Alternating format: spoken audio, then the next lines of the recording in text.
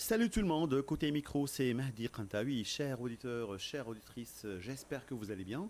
Il est très exactement 13h10 sur plateau d'RTCI. Je remercie l'équipe qui m'accompagne aujourd'hui, à savoir Tarek Adressi pour sa précieuse collaboration technique et Sofiane Benjima côté création de contenu digital.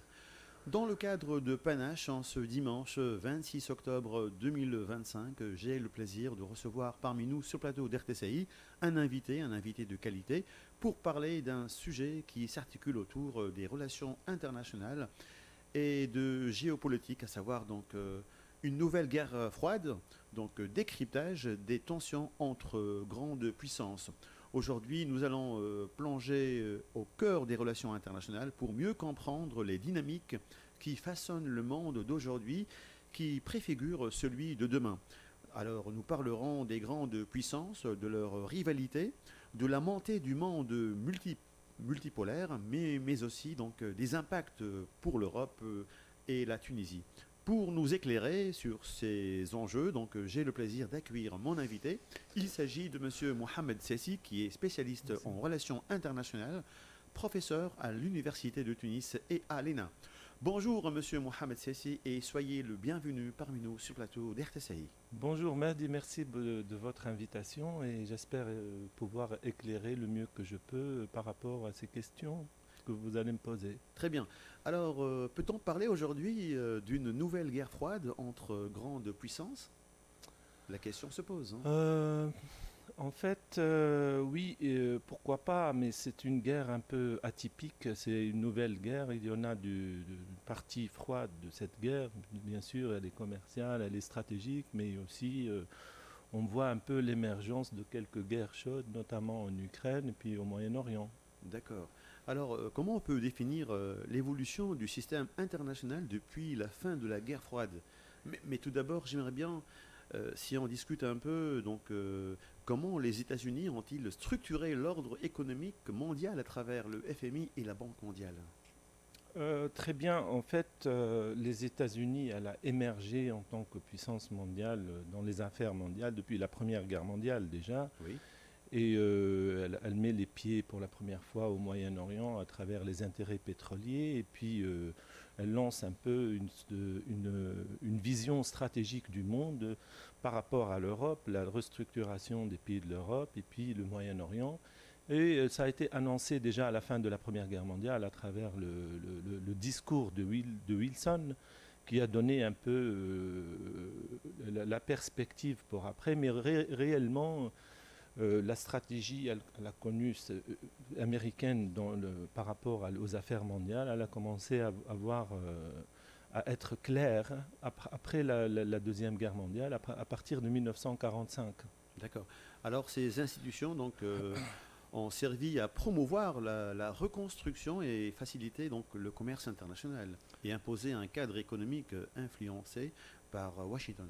C'est ça? Oui, voilà. Bon, c'est en fait après la Deuxième Guerre mondiale, en fait, on a mis en place un système complet, hein, donc qui est basé sur 5 éléments essentiels. Oui, Le premier, c'est la mise en place, les structurels, enfin, et politique, c'est-à-dire la mise en place de l'Organisation des Nations Unies, qui va piloter un peu les affaires internationales et gérer les conflits, etc. Elle met de l'ordre. Enfin, il y a quelques principes aussi qui ont été lancés parmi d'autres. Le droit des peuples à l'autodétermination. Le deuxième pilier, il est financier à travers les accords de Bretton Woods. oui, Bretton Woods qui ont mis le dollar comme la monnaie mondiale, enfin, une monnaie des échanges fixes. C'est à l'époque, l'équivalent du dollar, c'est de l'or, enfin c'est l'or équivalent au dollar, donc ça devient un régime de change fixe mondial, et qui, autour de ça, il y a eu le lancement de la Banque mondiale et le FMI, le Fonds monétaire international, international.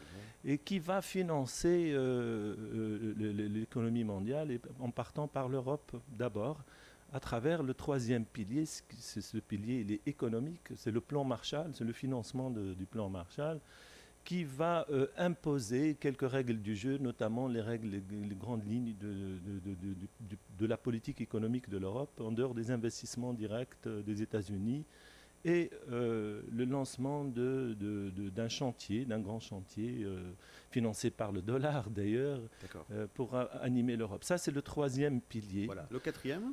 Le quatrième, c'est commercial, c'est mettre en place les règles du GATT.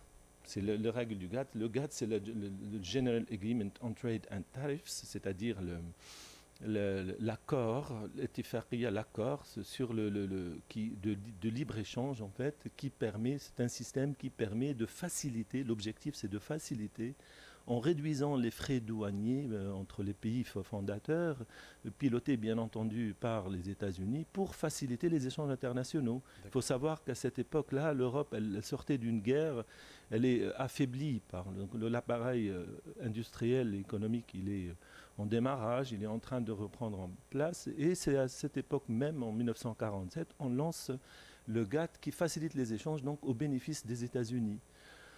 Le cinquième pilier, il vient en 1949 et c'est l'OTAN. C'est le militaire, c'est le côté militaire, c'est la défense commune entre les États-Unis et les partenaires des États-Unis, notamment les pays européens. D'accord, très bien. Alors comment on peut définir l'évolution du système international depuis la fin de la guerre froide? En fait, ce système-là, il était à l'origine, c'est un système complet qui annonce déjà dès le départ la gloire de ce système, qui annonce la gloire du néolibéralisme des États-Unis et des pays occidentaux de manière générale, et qui va... cette synergie entre ces éléments a permis une fin glorieuse de la guerre froide au bénéfice des États-Unis et les pays occidentaux. Et donc, à partir de 91, on est dans un système international unipolaire. C'est dominé par les États-Unis, par les Occidentaux, et dominé par les États-Unis jusqu'à à peu près jusqu'à 2001. Donc, 1991 jusqu'à 2001. À 2001, on commence à voir émerger d'autres choses. Justement, donc l'année 2001 est marquée par les attentats du 11 septembre. Constitue-t-elle donc un tournant décisif dans les relations internationales? Oui, les attentats du 11 septembre, en fait, c'est un événement, c'est vrai, qui est marquant dans l'histoire, mais autour de cet événement, il y a eu beaucoup d'événements qui coïncident au même moment. C'était l'alibi ou l'occasion pour les États-Unis qui peut être provoquée pour rentrer en Afghanistan. C'est 2001, donc l'entrée en Afghanistan. 2001, aussi, et ça c'est d'ailleurs, et pour dire un mot là-dessus, c'est qu'à cette époque-là, en 2001 même, il y a eu la création de l'Organisation de coopération de Shanghai, qui regroupe un grand nombre de pays asiatiques. Oui. Et l'Afghanistan, elle se trouve au cœur de cette organisation et qui se trouve au centre entre le Moyen-Orient, c'est-à-dire la frontière iranienne, et puis pakistanaise et chinoise. Donc elle vient pour interférer probablement dans ces affaires asiatiques pour freiner ou arrêter un peu le développement de cette organisation. Alors, il faut savoir également que cette même année-là, la Chine marque son entrée à l'OMC, c'est-à-dire le GATT, l'ancien GATT. Enfin, le GATT est devenu l'OMC en 1995. Oui. Et elle commence à être influente dans le commerce mondial. Donc, oui. Alors le 11 septembre 2001 a profondément modifié les priorités stratégiques mondiales, non? Oui, parce qu'il y a un acteur majeur qui rentre dans le jeu du commerce multilatéral, qui est la Chine. Oui. Et puis il y a une organisation qui essaye de prendre sa place, qui récupère des grandes parties, enfin, la majeure partie de l'Asie, dans l'Asie, et qui provoque une réaction occidentale pour limiter ou freiner cette tendance nouvelle qui, notamment, elle est née justement en 2001. Donc l'année 2001 marque un événement, marque un tournant profond dans les relations internationales. Oui. Alors la lutte contre le terrorisme aussi est devenue centrale, entraînant les interventions militaires, un renforcement des politiques de sécurité et une redéfinition donc des alliances internationales. Oui, la lutte contre le terrorisme, c'est déjà le cheval de bataille, enfin, l'argument principal présenté par les États-Unis pour interférer dans les affaires Voilà, mondiales. c'est L'entrée clair. en Afghanistan, C'est pour se permettre, c'est oui, pour mettre, voilà. enfin, pour limiter le terrorisme, mais dans le fond, c'est une guerre stratégique, c'est une guerre géopolitique, Oui. hein. Sachant que par ailleurs, il y a la question de l'Afghanistan, mais par ailleurs, là, faut noter que la guerre de l'Irak, la deuxième guerre de l'Irak, pour en finir avec l'Irak, c'était en 2003. Donc ça correspond Tout à fait. au même moment. Il faut savoir aussi que 2003, elle est très intéressante pour comprendre les affaires de la Tunisie, par exemple, l'Afrique du Nord, par rapport à son partenaire européen. D'accord. Donc ça coïncide de tout ça vient en même temps pour modifier toute une politique mondiale. C'est clair. Alors, que nous enseigne l'histoire pour mieux comprendre les tensions actuelles entre grandes puissances? En fait, il faut décortiquer un peu ce qui se passe depuis 2001. Donc, si les États-Unis a permis, enfin, de mettre en place l'histoire nous a permis de détecter les éléments stratégiques des États-Unis pour mettre un système pour maîtriser les affaires mondiales par tous les moyens. Oui. Mais il y a eu, en 2001, il va y avoir un début, enfin, commence l'émergence d'une nouvelle réponse, une nouvelle stratégie parallèle à celle des États-Unis. C'est la création notamment de l'Organisation de coopération de Shanghai, Oui. qui est une organisation regroupant, comme je viens de le dire, des pays asiatiques, mais aussi qui trouve des éléments communs, celle de lancer une coopération économique et commerciale entre eux, mais aussi c'est une coalition pour limiter tout ce qui est sécuritaire, les risques de sécurité. C'est une politique de sécurité commune qui commence à voir le jour. Donc mais derrière ça, il y a tout un partenariat qui va progressivement s'améliorer pour ouvrir des perspectives, des échanges commerciaux. D'accord. Et à partir de quand on peut réellement parler d'un monde multipolaire et non plus unipolaire? En fait, c'est à partir de 2001, c'est l'émergence déjà de l'Organisation de coopération de Shanghai qui est la racine, l'origine, le début mais on peut parler d'un monde multipolaire en 2009. C'est la date de la création des BRICS. Oui. Donc les BRICS, ce sont 5 pays, le Brésil, la Russie, l'Inde, la Chine et l'Afrique du Sud. Donc ça commence là, certains pays qui émergent, qui veulent lancer une économie autonome et qui veulent faire des échanges entre eux avec leur monnaie nationale. Est-ce qu'ils exercent un poids comparable sur la politique, sur l'économie? Progressivement, oui. D'ailleurs, depuis 2009 à aujourd'hui, les évolutions sont énormes. C'est-à-dire, on voit la régression de la monnaie américaine, donc dans les réserves des banques mondiales, des banques nationales, donc des banques centrales. Oui. Et puis, on voit de plus en plus des échanges avec des monnaies nationales, le yuan et puis le rouble, notamment, surtout l'accélération du rouble Oui. après la guerre de l'Ukraine, le lancement de la guerre de l'Ukraine, avec les sanctions des Américains, des Occidentaux contre la Russie, qui va profiter de l'occasion pour rendre sa monnaie plus demandée sur le marché. Alors, comment la géopolitique permet-elle d'expliquer les récompositions stratégiques du monde contemporain? Je n'ai pas compris la question, s'il vous plaît. C'est-à-dire la géopolitique, Oui. donc, permet-elle donc d'expliquer des recompositions stratégiques du monde contemporain?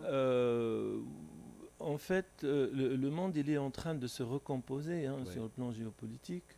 Donc il y a vraiment une guerre, une guerre stratégique qui impose un changement géopolitique. En fait, depuis les sanctions enfin, l'augmentation des frais douaniers annoncée par Donald Trump récemment, il y a certains pays qui vont se repositionner sur l'échiquier international, notamment des pays qui sont habituellement proches des États-Unis, hein, tels que l'Inde, qui commence à approfondir ses rapports avec la Chine, qui est un rival en Asie, et qui commence à revoir sa stratégie internationale.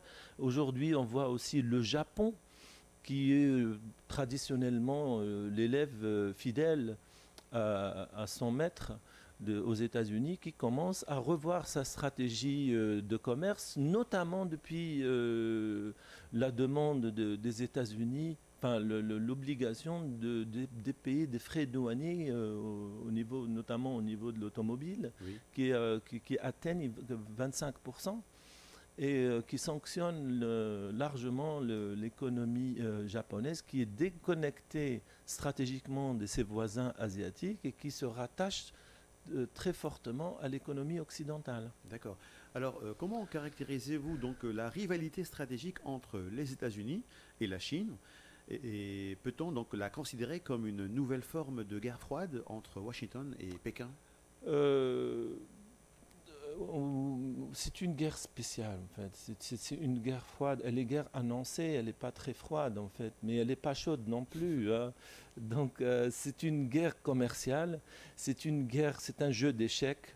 Oui. On déplace des pions quand il le faut, mais on déplace aussi les pièces maîtresses quand il s'agit d'un danger imminent pour les économies des uns et des autres. Là, c'est une réaction. La réaction américaine, elle est assez virulente, assez puissante. Et en contrepartie, il se trouve que la Chine a mis en place, elle est en mesure de mettre en place aujourd'hui un système autonome qui n'est pas impacté par les mesures prises par les États-Unis au niveau des sanctions ou au niveau des frontières douanières. D'accord. Et l'Europe a-t-elle encore donc les moyens d'influer sur l'ordre international, ou est-elle devenue un acteur secondaire? L'Europe aujourd'hui, elle est un acteur secondaire en fait. L'Europe, elle s'est coupé les ponts avec le principal fournisseur d'énergie, qui est la Russie. Oui. Donc elle perd énormément en termes d'énergie, en termes de gaz et de pétrole. Mais elle reste influente quand même. Hein. Absolument, l'Europe, je pense que dans les prochains mois, dans les quelques prochaines années, oui. L'Europe, elle va mettre son poids économique. Oui. Elle va mettre en place de nouvelles alliances. Elle ne va pas se détacher de la Chine. Elle va retrouver, mais doucement, tout en se détachant, en cherchant plus d'autonomie par rapport aux États-Unis, mais aussi par rapport à l'Asie, qui est l'atelier du monde. La Chine qui devient elle met les autres pays de l'Europe en dépendance totale, notamment par des produits qui ne sont fabriqués qu'en Chine. D'accord. Alors comment la Tunisie est-elle affectée par ces basculements géopolitiques, donc géostratégiques plutôt, et quelle marge de manœuvre conserve-t-elle dans un monde dominé par les grandes puissances? Bon, la Tunisie, elle commence à être impactée. Oui. Impacté depuis le milieu des années 2000 en fait. Hein. C'est-à-dire quand on parle de 2001, immédiatement l'impact de la stratégie américaine, le démarrage, de l'émergence de la Chine dans le système de commerce international, qui va permettre donc d'une remise en place d'une nouvelle politique européenne qui s'appelle la politique européenne de voisinage. Donc aujourd'hui, on est en train de subir l'impact de cette politique qui nous met un peu à la marge de ces choix économiques de l'Europe. D'accord. J'espère qu'on aura le temps de programmer une autre émission pour continuer à parler de ce sujet. Alors l'interview d'aujourd'hui touche à sa fin. Donc merci Monsieur Mohamed Sessi. Donc je rappelle que mon invité était Monsieur Mohamed Sessi, qui est spécialiste en relations internationales, professeur à l'Université de Tunis et à l'ENA. Monsieur Mohamed Sissi, donc merci pour ce bel échange par rapport à ce sujet. Donc parlons Merci à vous. des relations internationales et de géopolitique, à savoir une nouvelle guerre froide, décryptage des tensions entre grandes puissances. Je remercie l'équipe qui m'a accompagné aujourd'hui, à savoir Tarek Adrissi pour sa précieuse collaboration technique et Sofiane Benjima côté création de contenu digital. Et côté micro, c'était là Mehdi Kantawi. Mesdames et messieurs, je vous remercie de nous avoir suivis dans l'espoir de vous retrouver dimanche prochain avec panache. D'ici là, portez-vous bien, amusez-vous bien et surtout ne cessez pas de nous écouter et restez toujours fidèles à nos ondes d'RTCI. Allez, bye.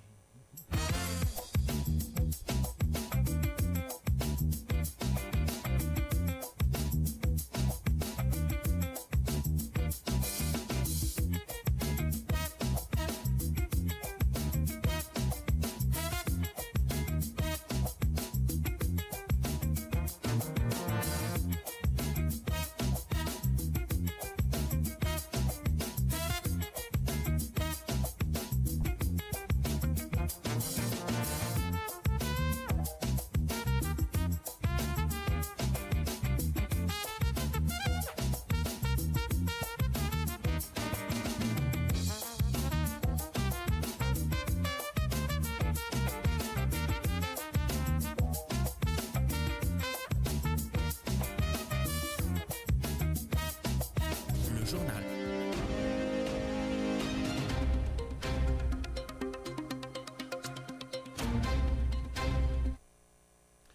Le journal de 13h30 sur les ondes de RTCI. Bonjour à toutes et à tous, au sommaire de cette édition. La mobilisation ne faiblit pas à Gabès. Les élus de la région appellent à réviser le modèle basé sur les industries chimiques polluantes et réclament l'arrêt immédiat du déversement du phosphogypse. La campagne oléicole 2025-2026 au centre d'un conseil ministériel restreint tenu hier, le gouvernement décide de mobiliser la main-d'œuvre et de soutenir les producteurs jusqu'à l'exportation. Le syndicat des pharmaciens annonce la suspension du tiers payant pour les maladies courantes dès demain lundi en raison du non-respect des clauses par la CNAM. La Tunisie qualifie d'historique l'avis publié hier par la Cour internationale de justice sur les obligations de l'entité sioniste envers les Palestiniens et appelle la communauté internationale à agir. Dans le monde, les attaques de l'entité sioniste se poursuivent à Gaza en violation flagrante du cessez-le-feu.